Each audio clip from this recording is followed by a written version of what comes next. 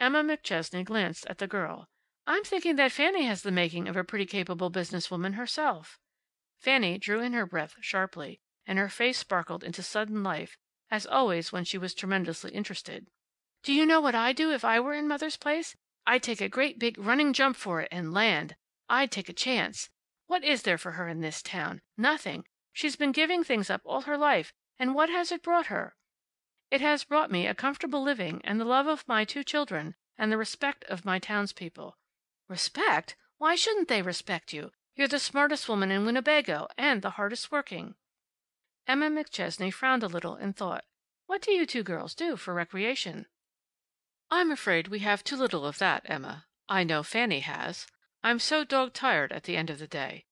All I want to do is take my hairpins out and go to bed." "And Fanny?"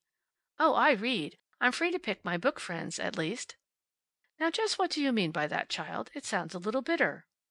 "I was thinking of what Chesterfield said in one of his letters to his son. 'Choose always to be in the society of those above you,' he wrote. I guess he lived in Winnebago, Wisconsin. I'm a working woman, and a Jew, and we haven't any money or social position, and unless she's Becky Sharp, any small town girl with all those handicaps might as well choose a certain constellation of stars in the sky to wear as a breastpin as try to choose the friends she really wants." From Molly Brandeis to Emma McChesney there flashed a look that said, "You see?" And from Emma McChesney to Molly Brandeis another that said, "Yes, and it's your fault." "Look here, Fanny, don't you see any boys? Men?" "No, there aren't any. Those who have any sense and initiative leave to go to Milwaukee or Chicago or New York.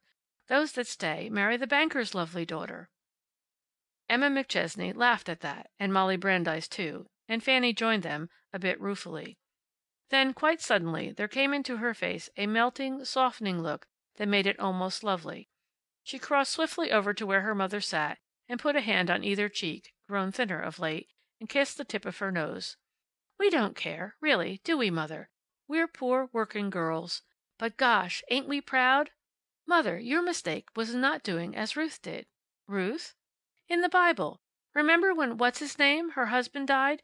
Did she go back to her home town? No, she didn't. She'd lived there all her life, and she knew better. She said to Naomi, her mother-in-law, 'Whither thou goest, I will go.' And she went. And when they got to Bethlehem, Ruth looked around knowingly until she saw Boaz, the catch of the town. So she went to work in his fields, gleaning, and she gleaned away, trying to look just as girlish and dreamy and unconscious, but watching him out of the corner of her eye all the time.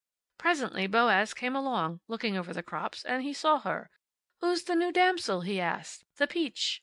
Fanny Brandeis, aren't you ashamed? But, Mother, that's what it says in the Bible, actually. 'Whose damsel is this?'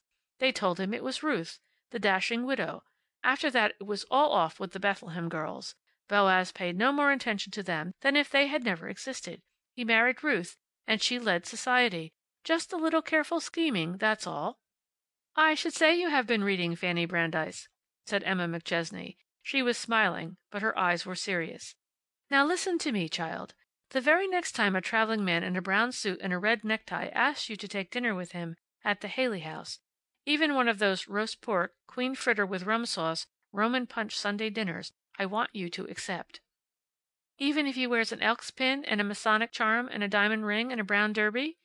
"Even if he shows you the letters from his girl in Manistee," said Mrs. McChesney solemnly. "You've been seeing too much of Fanny Brandeis." End of chapter 6.